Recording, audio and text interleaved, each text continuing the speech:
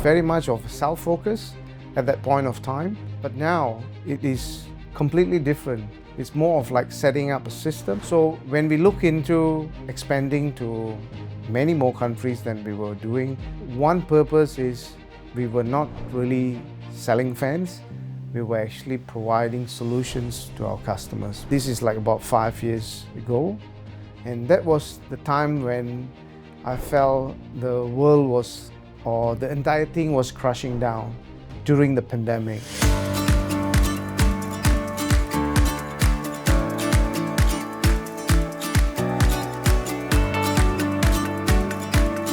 He started as an intern engineer. Today, he runs the entire company. This is how Sreganesh Mani scaled Elta Fans, a 50-year-old UK brand, from a tiny team in Malaysia to now exporting to over 20 countries. Great to have you here, Nash, on the Vistage Leadership Series, and thank you so much for coming on the show. Thank you for having me here. Well, it's a pleasure. It's a pleasure for me too. Let's get to the beginning. When people hear that you are selling fan or in the fan business, do they actually get what it means? Because I feel that what you're doing is actually quite complex and critical when we talk about ventilation. What do you tell them? When I say that I'm selling fans, the first impression of the people is they smile, they look at the ceiling and they say this. Until I explain to them that Elta actually provides or supply fans that would actually save lives for those who are actually going to buildings every day, every week. When you look into household ceiling fans, they typically move air, but Elta's non-residential fans plays a very critical role in providing safety, even save lives. When you look into car park basements where fans are actually used as emergency evacuations for smokes. There are also ventilation fans being used in data centers to cool down the servers for you and me to use the phone apps. Survival of livestock during heat waves, and many more. Residential fans are like 5% of our sales, and the rest of it we do many more for other industries. It's not often that you hear fans save lives, but here we are.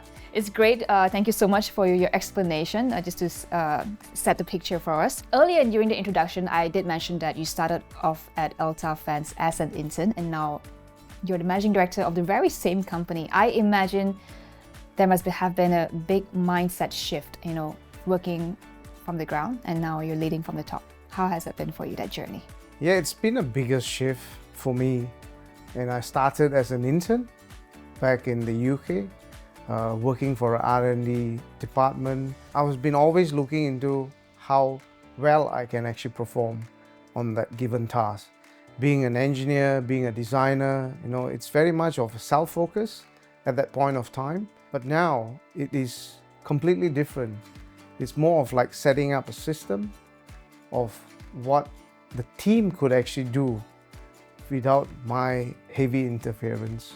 At 34, when people hear about my age, their eyebrow goes up. It wasn't something that the results is what I'm actually looking into speaking rather than being the title.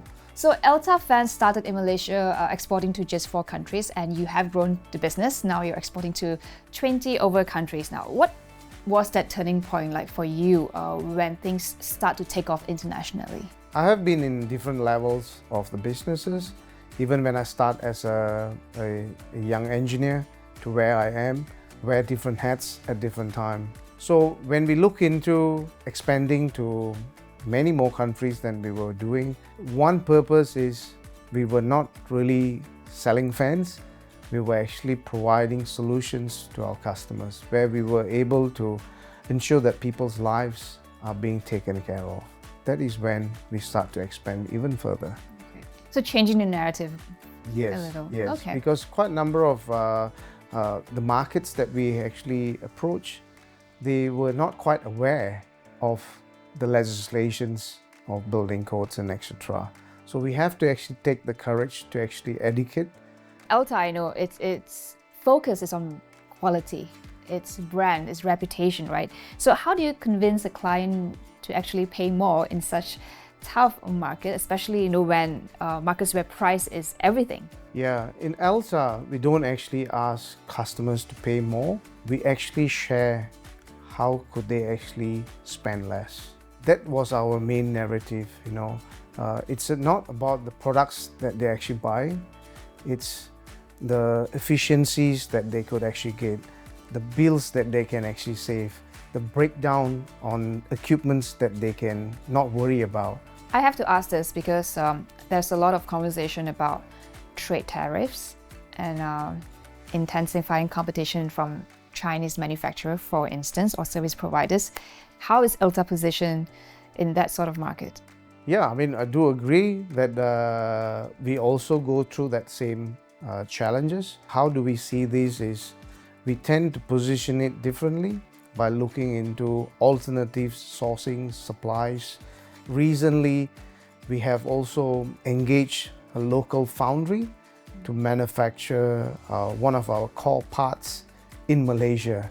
So that gives us a great stability, great reliability, because they are just in Malaysia instead of relying on overseas supplies. We are able to save a lot in shipping costs. What else would you like to achieve? I want to make sure that I'll be able to achieve a high performance team. When you look into a team, it's not that who you have, the best players are. It's like how they're able to communicate and work closely as part of the team. Was there any moment in your life that you felt like this is too hard? When I was commencing the sales and operational director's role, this is like about 5 years ago. And that was the time when I felt the world was, or the entire thing was crushing down during the pandemic. It's not something that I've experienced before. I think many of us were not experienced, but I was embarking on a new role, and I thought that I don't know how Elta Malaysia would be able to survive. It took me a moment to revisit, realign and reset myself. The group members which I had at that time was Key 29 Vistage group.